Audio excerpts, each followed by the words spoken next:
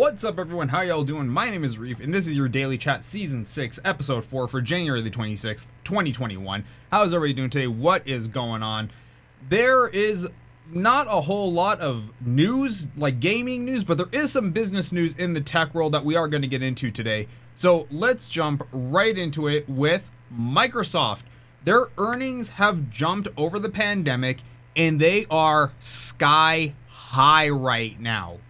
So during COVID, we saw companies, businesses, pretty much everyone going home and having to work from home. Therefore, we knew we were going to have increased demand on cloud and those kind of infrastructure systems with Xbox Live, PS Live, all that stuff, Netflix.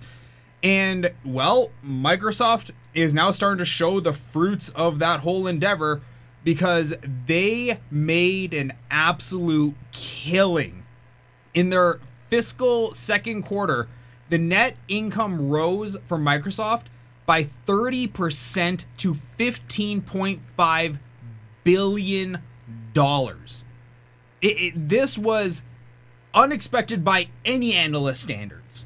All the analysts knew that we're going to see a jump. This was just inevitable. It's just the nature of the beast. We were going to see a jump since everybody had to start using this product. But my God, 30%, $15.5 billion. Absolutely insane. Sales advanced by 17% to $43.1 billion.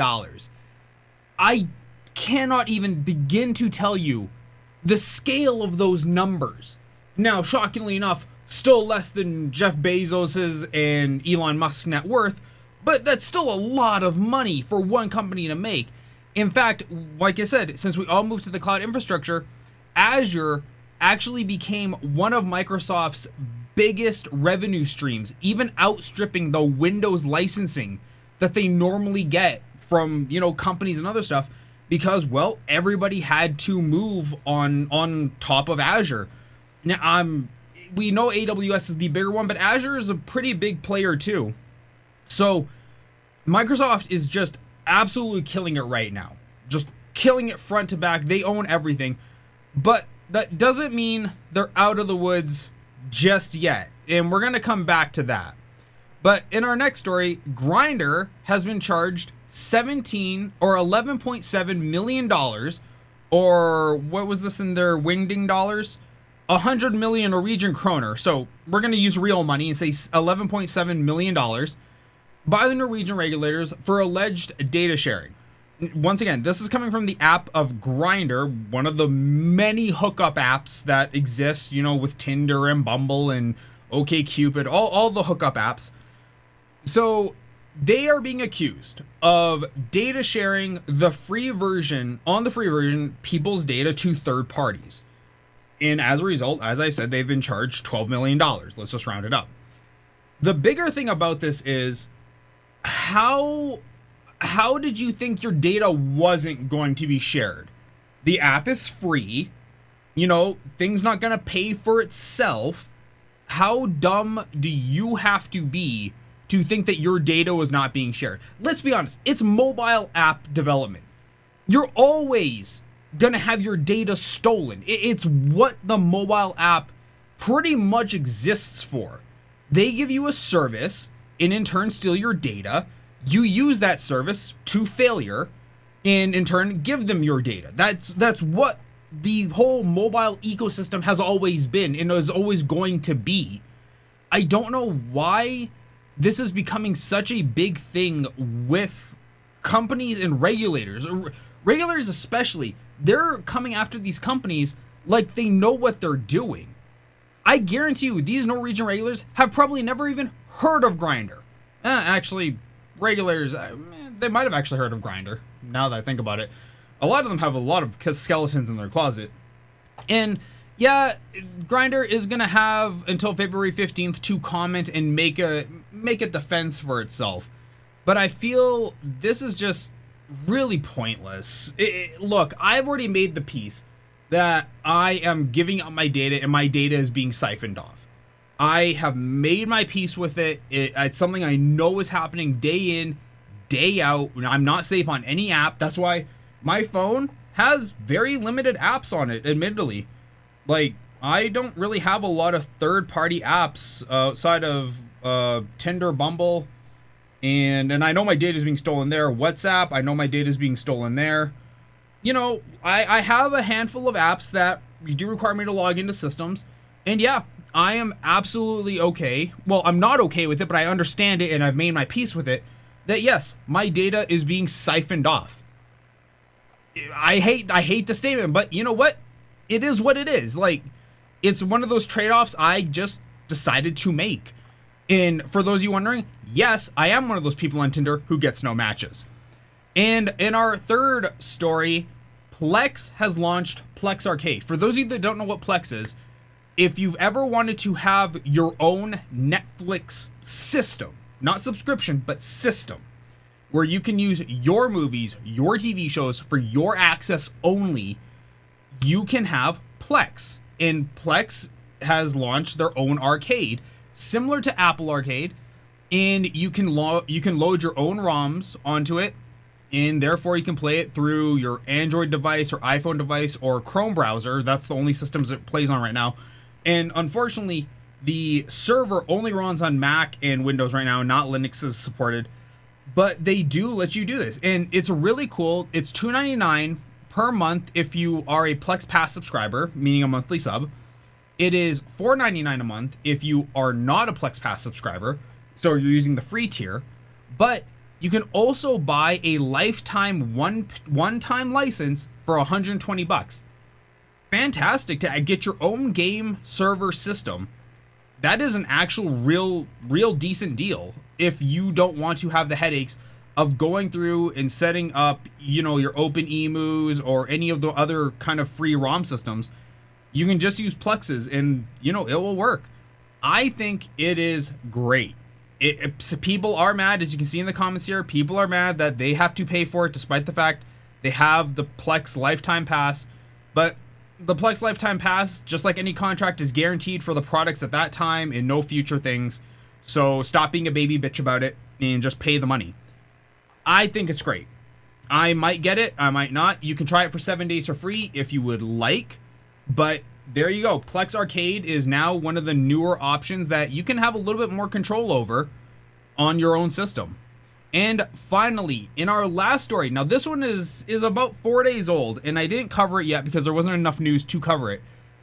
But very, very odd story. Now, for those of you that don't know, on January 22nd, Xbox announced that it was going to be doubling the price of Xbox Gold. Xbox Gold being the whole online pay system that you use to play multiplayer games. It's about $60 a year, and they were going to jump it to, well, $120. That's 60 times 2. This caused an enormous amount of outrage, and later that same day, they reversed the decision to not do that, and now in exchange, they're letting you play multiplayer games for free, so things like Fortnite, COD, Duty at War, whatever it's called. You can play all those things for free now without the Xbox Gold. It's a very strange whole situation that's happening. And this is the thing I've been trying to wrap my head around. And I'm with Carnage on this, where he said the speed and timing leaves two options. This was a planned PR stunt, but why? And then it was a really bad call. And I have spent the last 4 days racking my head on this to try and figure out which one was this. Because he's right. The speed at which this whole thing happened was so fast, and the reward coming out the other side where you get to play for free, it was such a non-needed thing that you have to wonder, was this a PR stunt? I'm 100% in the camp of this was a PR stunt, that they knew what they were going to do on the other side. That's what a stunt does. You plan them out. But it doesn't make sense why you would try this in the middle of a pandemic. Because the whole effort, the whole campaign of upping the price in the middle of a pandemic when people are clearly like in bad financial shape, to double the cost of something. It doesn't make any sense at all. And I'm not a marketer. I'm not a marketer in this capacity where I would do things like this.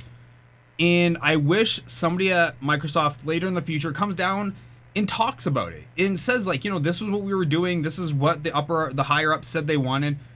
Because if you look at it from an executive standpoint, you can see why they would want to double the cost. You can see why. They have a captive audience. They know they can hold you hostage because you're on their ecosystem. Double the cost, you're going to pay it. Same time, though, you would think somebody over there would say, this looks like an absolute terrible idea. Middle of a pandemic, people are losing their jobs. You can't double the cost of something. Doubling the cost of anything is a terrible idea. Normally you want to increment it 10%, 20%. Don't just straight double it. That's what LastPass did. LastPass tripled the cost of what the yearly sub costs, and now I think even their subs have kind of dropped off a little bit. They might have seen an increase over time, but I know in the immediate moment it dropped off. I'm at a complete odds of how I want to look at this, but I know I'm almost positive this was a marketing PR stunt. So they would get they would sacrifice the goodwill they've earned, burn it, turn back the clock, and then reestablish that goodwill by giving you free playtime on the games that you're already playing without Xbox Live. I'm very confused. I'm extremely confused.